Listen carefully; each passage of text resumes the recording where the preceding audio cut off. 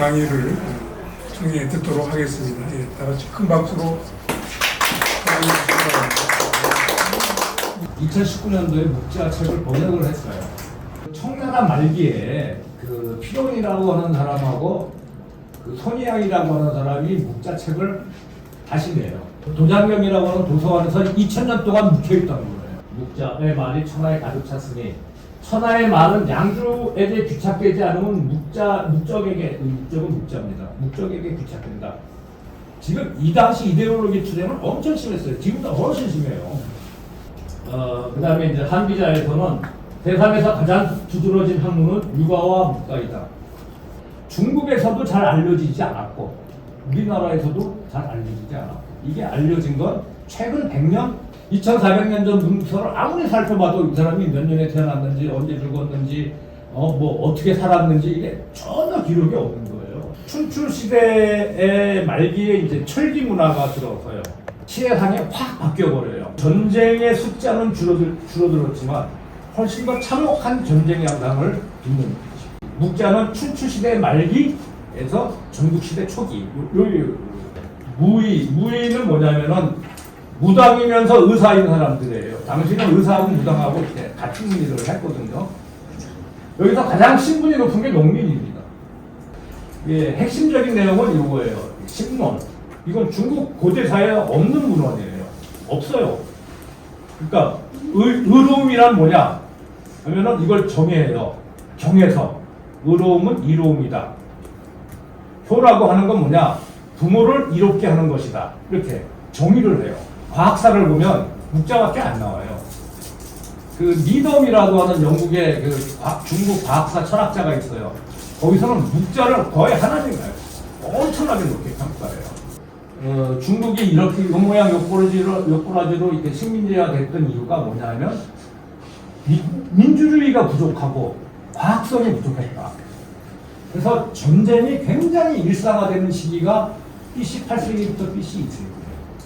이때는 그 이전과 달리 인간이 자연에 대한 투쟁을 해야 될 뿐만 아니라 인간이 인간에 대한 투쟁까지 같이 겹쳐지고 있습니다. 중국의 역사상 제자백가 시대의 통찰력을 넘어서 본 적이 지금까지 한 번도 없어요. 이 네 개를 발전시키면 인간은 훌륭한 인격자가 된다. 묵자가 각 생각했던 성선설 성학설과의 생각을 유추할 수 있는 데가 한 군데가 있어요. 사람은 염색이 된다는 거예요. 같은 시대에 살았던 서양의 아리스토텔레스는 노동은 노예가 하는 거예요. 육체적 노동만 노동이에요. 아리스토텔레스는. 정신적 노동은 고귀한 거, 육체적 노동은 천박한 거. 이게 여러분들 한번 생각해 보세요. 그게 밑바닥에 깔려 있어. 우리도 지금 21세기에 사는 우리도 지금 깔려 있어요.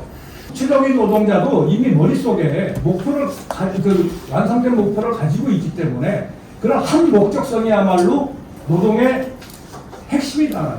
목자의 노동이라고 하는 게 근대적인 노동하고 개념이 일치한다라고 그래요.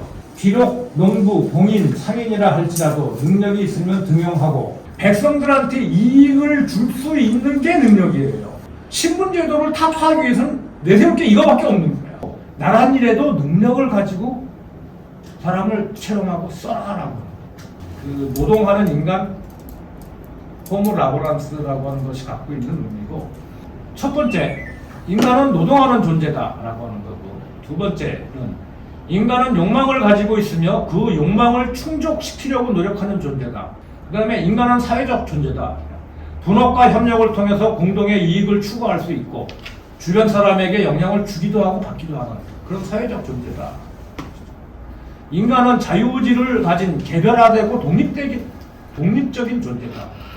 근데 묵자는 인간은 따를 수도 있고 안 따를 수도 있다. 근데 협박을 해요. 따르면 복이 오고 안 따르면 화가 오고. 가난하게 될 운명이면 가난하게 된다. 이게 이제 유가들이 이제 주장하고 다니는 거거든요. 말도 안 되는 소리 하지 말아라. 세상에 그런 게 어디 있느냐. 운명은 자기가 개척을 해야 되고 자기가 책임을 져야 된다. 라고 하는 주체적인 존재인 걸 여기저기서 이야기를 해요. 서구에서 근대에 나온 이야기예요. 그래서 제가 묵자를 읽으면서 느꼈던 게 세 가지였다. 하나가 근대성. 2400년 전에 2000년을 뛰어넘는 근대성. 하나가 계급성, 철저하게 백성을 위한 실천성, 철저한 실천. 세 가지. 내가 가르친 거 안 따른다. 해고해라라고 편지를 써요. 내가 비공을 가르쳤는데 알고서 안 하는 건 더 나쁜 놈이다라고 얘기해요. 자기 제자면 지금 한 번쯤은 이렇게 뭐 자기가 보낸 사람인데 넘어갈 만도 한데 아주 철저한 사람이에요. 챗GPT한테 중국 고대 철학자 묵자의 주장이 오늘날 우리에게 주는 시사점을 몇 가지 정리해 달라고 그랬어요. 묵자 전문 공부를 시키는 거예요, 인공지능한테. 그럼 얘가 응용을 하거나 뭐 다양한 방면에 우리한테 조언을 줄 수도 있고 그걸 갖고 뭐 새로운 어떤 가치 창출을 해줄 수 있다는 거죠. 그 두 개를 비교해서 인류 전체로서 어디가 이쪽 대자백과에 그건 선배님이 챗GPT한테 물어보면